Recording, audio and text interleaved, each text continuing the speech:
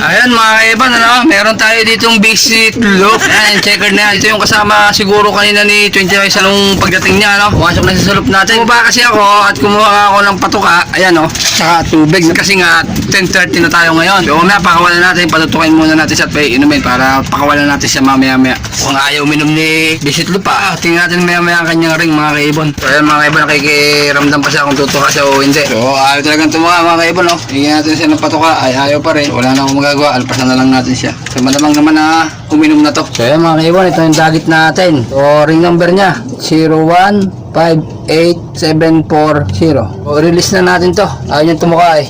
So, alpasan natin ano. Ayan mga kaibon, alpasan natin ang ating visit loop. Ayan na, alpasan natin ang ating visit loop po. Sana makauwi na sa tunay na mayari. Ayan o. Asan? Yan, wala po. Yan na ang ating visit loop mga kaibon. Wala, umuwi na siya. Umuwi ka na.